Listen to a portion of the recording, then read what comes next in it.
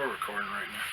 Hello everybody, this is Timothy Mark with Alexander, and today we're going to talk about graveyards. Cemeteries / graveyards, yeah. Alright, so what do you want to talk about? It's going to be a very brief topic because there's a lot of people out there. I forget there's a specific word out there I can't even remember that people that like graveyards. So if I could remember it, I can't remember it. It's just that I feel very comfortable in graveyards. I like to spend as much time as I can in graveyards. Very soothing, very calming, and I guess the dead can't answer back or the dead can't speak. So just a fascination. No, that's wrong. The dead can speak and they can answer back. Well, I'm talking about when you're sitting in a graveyard. To most people, I'm just trying to appeal to most people. Not yes. the paranormal researchers. Yeah, I mean, I'm just trying to be as general as possible, saying that, you can sit there and collect your thoughts or what have you in a cemetery. Most cemeteries are very beautiful, and you got this collection that you've been doing with the Mason things, where she'll actually go around and take pictures of headstones that have old Masonic symbols on it. So that's a pretty cool collection that you got going. I really like the symbol of the compass, which, anybody that is a Freemason or has Freemasons in their family, we all know that it's the architect of the universe, and that's a compass and square. Right? That's right. That's what we call their supreme being, or what you others would call God, or whatever their faith is.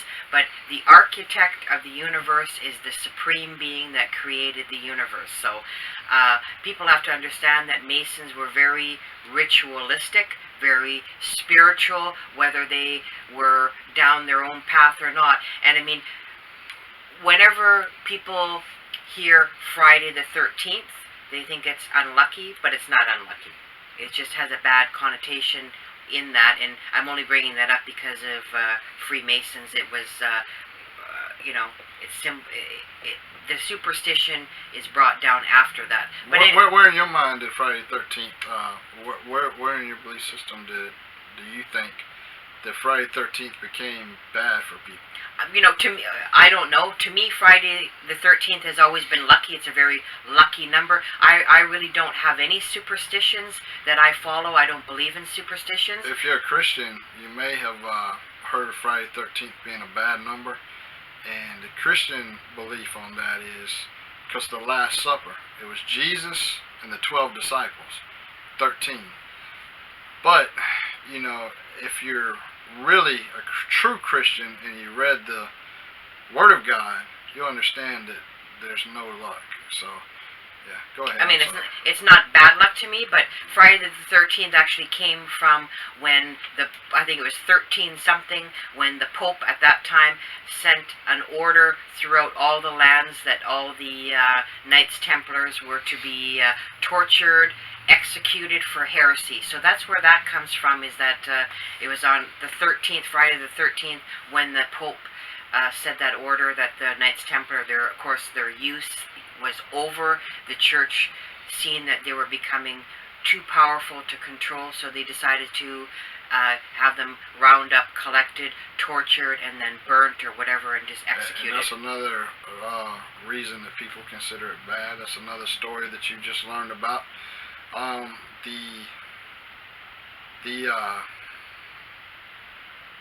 People think the Last Supper, it being 13, is unlucky, but actually the Last Supper was a beautiful thing because Jesus was born to die for your sins. So it wasn't a bad thing, but go ahead. I'm sorry. Then we're talking about cemeteries where you can see, I have a fascination as well for mausoleums, and I did see, when I was in New Orleans, beautiful, the way, because of the flooding and the hurricane season, a lot of the grave sites are built off the ground, because, how horrific to see bodies floating up that are being surfaced from a flood or a hurricane, but very, very beautiful.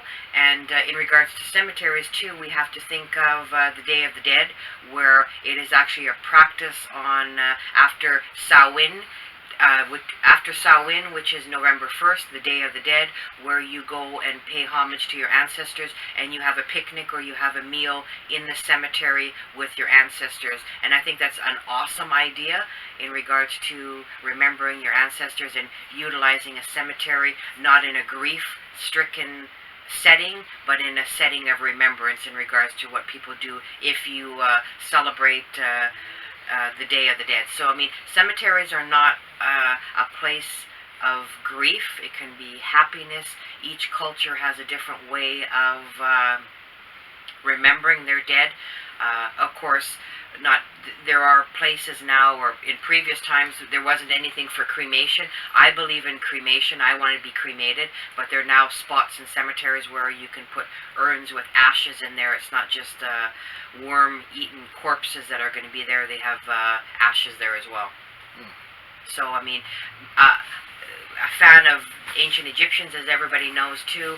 I believe in, mummification is a way of preserving the body, and the ancient Egyptians believed that you should preserve your body, because then when you went to the afterlife and you were judged, when you ever see the papyrus at Anubis's weighing of the scales, they put your heart on one scale and they weigh your deeds, and it's determined on where you're going to go in the afterlife. And I mean, your body had to be preserved so you could carry forth in the afterlife. They had your internal organs that were removed and put in canopy jars, and then we have the eggs Benedict scramble of your eggs, which I think is completely fascinating, where they have this metal hook that has a little bit of a twist on it. They go inside your nasal cavity, they go up, they give it a couple of scrambles, just like you're scrambling some eggs for breakfast, and then the brain matter comes out through your nostril. So it's very important to have the brain removed in mummification, and then after the internal organs were removed, they actually put the body in, I guess it was salt, some kind of a salt, to kind of get it dried out, and then after it was dried out for I don't know how many days, 20, 30, whatever the days for drying out the body, it would be wrapped in clean linen that had herbs and essential oils like frankincense.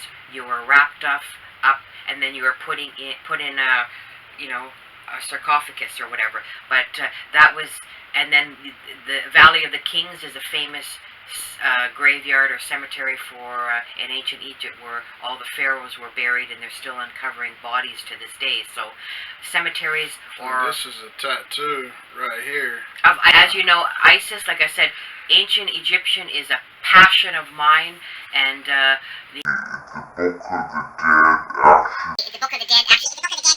Book of the Dead, actually, the ancient Egypt, the Book of the Dead actually has spells and different funeral rites in there in regards to the afterlife. So actually, this tattoo of Isis is very symbolic because it has the hieroglyphics here, and that is my name in hieroglyphics. So my philosophy on afterlife and death is that when I pass over, if I can't speak my name, then they will know who I am, and I will be admitted into the afterlife, because you have to be able to speak your name, or if you can't speak your name, it should be written, because the gods will ask you who you are and why you want admittance. So I've already covered my territory, so that when I pass on, if I can't speak or something's wrong with my voice, the gods will know who I am. So again, if I could be mummified, I'd love to be mummified, but there's nobody skilled in the old ways. Then you tell me you wanted me to practice it on you?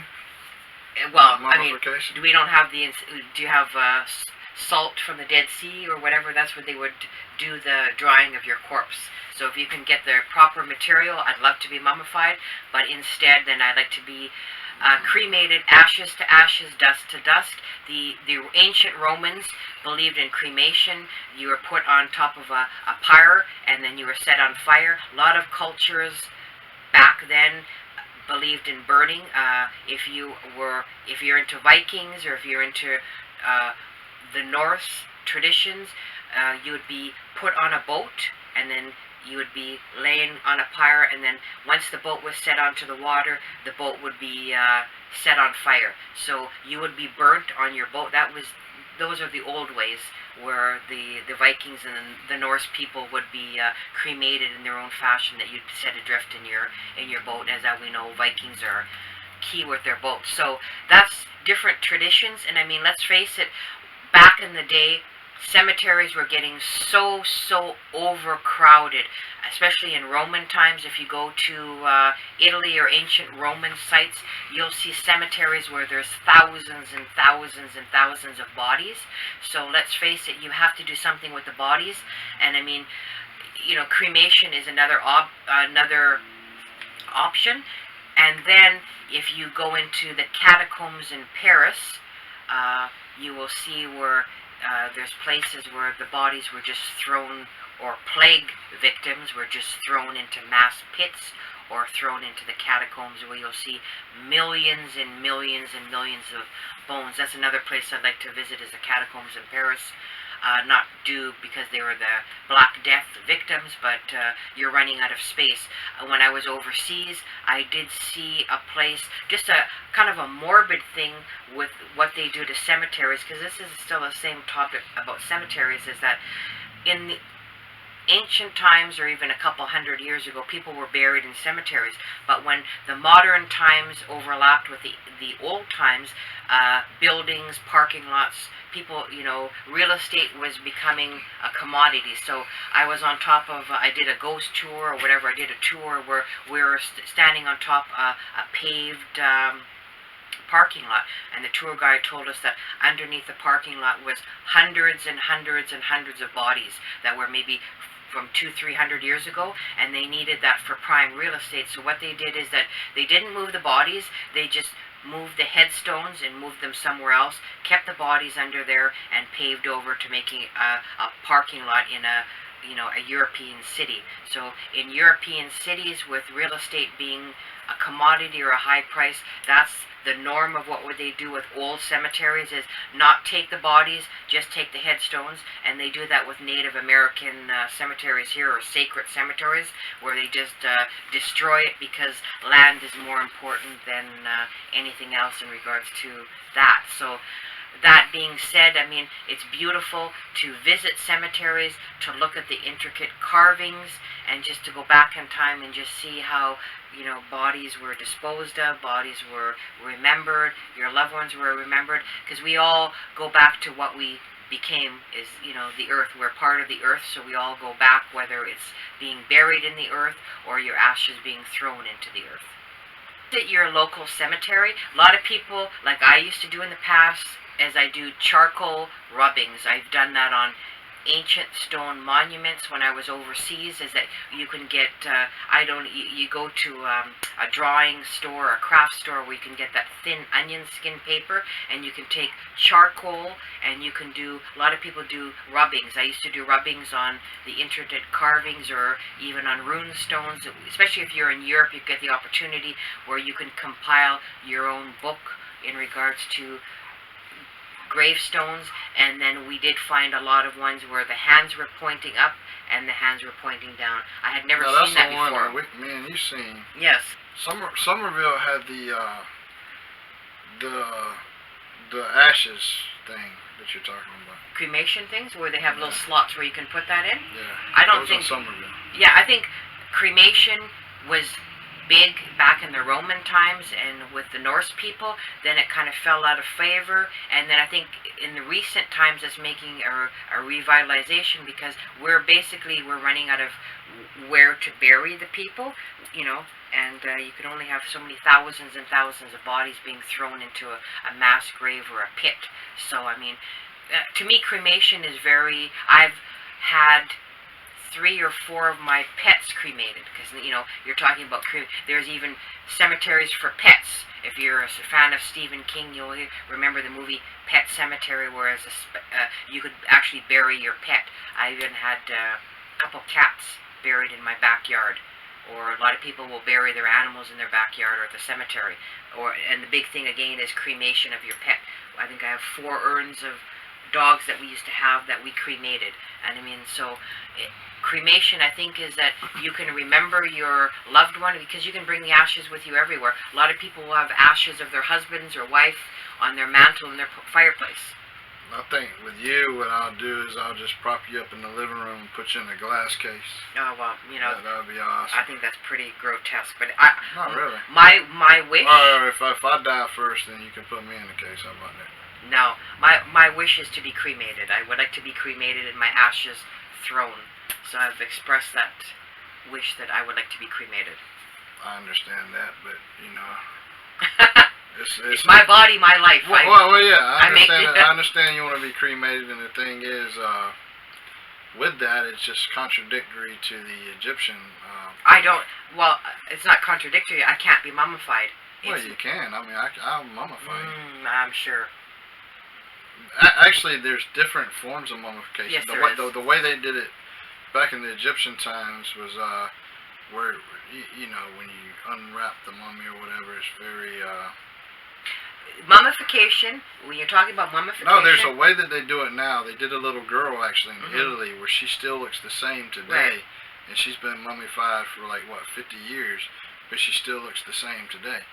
So the mummification process is definitely escalated to where you can you almost look the same, and you don't have to be wrapped in the. Well, that's technology. But ancient Egyptians, I mean, if you were a pharaoh or if you were a person of high status, you were mummified properly. They had a way to do it properly. But if you were just an everyday citizen, I mean, it was based on where your social standing was in the culture. You were given a quick job where you weren't preserved properly. Your internal organs weren't taken out. Because let's face it, it's your internal organs that causes your body to decay. And if you're mummified, you are wanting to take the internal organs out, and then you're trying to dry, or in a sense what you're doing is you're dehydrating your body. The salt, being soaked with salt, you're dehydrating your body. So it's key to take the moisture out, because it's the moisture that causes the decay. But what's the best thing to fight dehydration? You know, besides Powerade, the best thing to fight dehydration is pickle juice. Pickle juice. You just had some of this earlier. Well, pickle juice, I love pickle juice. I just like the taste of the vinegar, and if it's got a lot of garlic in there, I'm a huge fan of garlic. So it is pickles are, again, a preserving agent, so that's why it'll fight dehydration, is because, let's face it, you're putting a cucumber in there, and you can keep it in a sealer for years and years and years. I'm a huge fan of pickles. So in a sense, what you're trying to do with mummification is that you're trying to pickle your body or preserve it without the moisture. With that being said, I'm going to go take a piss. This ends the segment. Well, this segment. So we'll have more investigations coming soon. Anybody plagued by demonic activity or hauntings, give us a call, 512-822-8135. Next time. Yeah.